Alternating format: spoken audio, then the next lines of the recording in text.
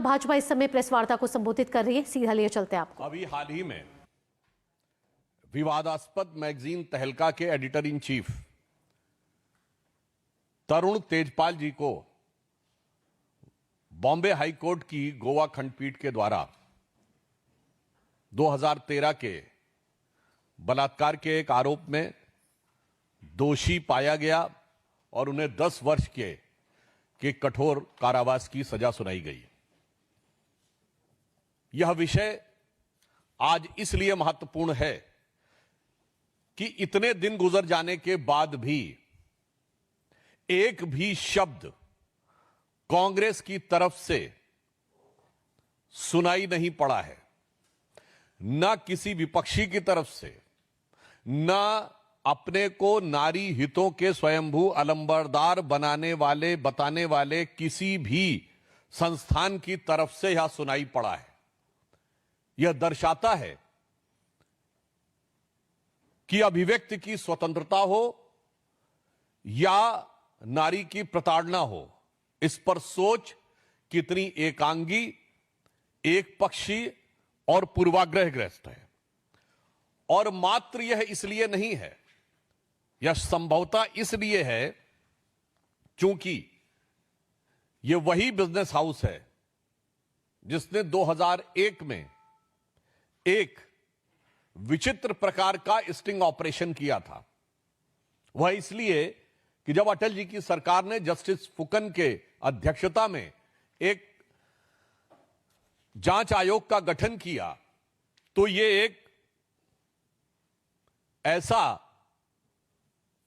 अवसर था कि जब स्टिंग करने वाले ग्रुप ने पूरे टेप्स को वेरीफाई करने के लिए देने से मना कर दिया। इससे ज्यादा संदेह और नहीं उत्पन्न हो सकता। और जब उसकी जांच की रिपोर्ट आ गई, तब तक सरकार बदल गई, तो कांग्रेस की सरकार ने उस जांच रिपोर्ट को सदन के पटल पर कभी रखा ही नहीं।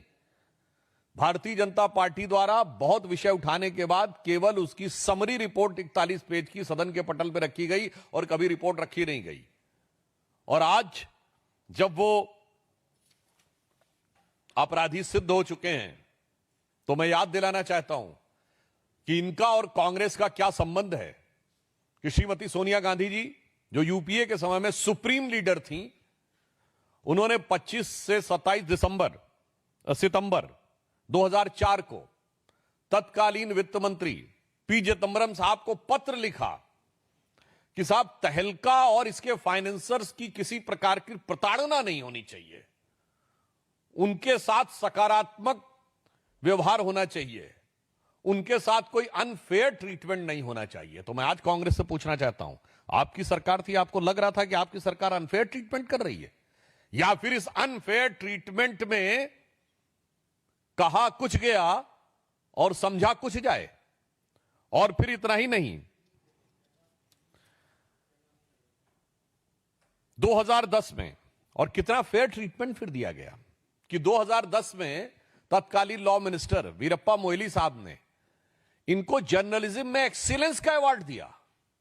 आज कांग्रेस पार्टी से पूछना चाहते हैं कि आपकी सरकार ने जिसको एक्सीलेंस ऑफ जर्नलिज्म का अवार्ड दिया,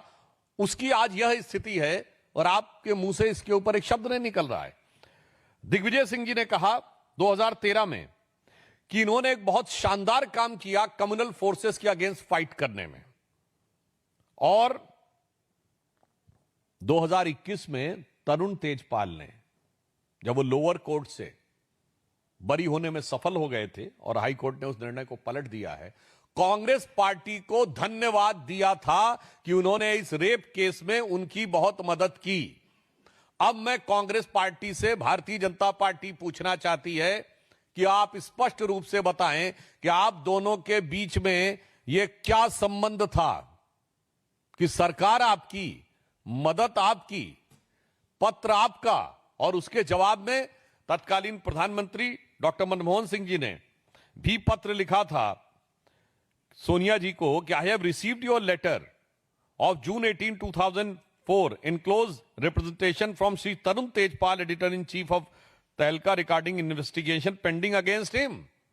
I am asking the concerned ministry to examine the case and review the status and the proposed course of action. मुझे लगता है इससे ज्यादा मीडिया के साथ दुरभिसंधि करके और सरकारों को बदनाम करने का कोई प्रमाण भारत की राजनीति में नहीं हो सकता। और आज की स्थिति में इसका रेलेवेंस यह है कि यह स्थापित होता है कि कांग्रेस पार्टी हमेशा से आपराधिक प्रवृत्ति के संदिग्ध लोगों को मीडिया में प्रयोग करके राष्ट्रवादी सरकारों को के खिलाफ साजिश करती रहती है और जांच से भागती है, उनको कानूनी मदद देती है और जब वो सजा याफ्ता हो जाते हैं उसके बाद उनकी गूंज म्यूट हो जाती है। इसलिए हमारा उनसे बहुत स्पष्ट यह सवाल है कि कांग्रेस ने अभी तक इस पे जवाब क्यों नहीं दिया और यह देश की जनता के सामने एक चित्र है कि किस प्रकार से कांग्रेस साजिशों में शामिल होती है, जो साजिशें गलत साबित होती हैं, फिर उन लोगों की मदद करती है। तो मैं सिर्फ यह कहना चाहूंगा कि राष्ट्रवाद के महामेरु पर वार बहुत ही हल्का था और राष्ट्रवाद को रोकने को साजिशों का तहलका था, वो आज पूरी तरीके से एक्सपोज हो गया है। धन्यवाद।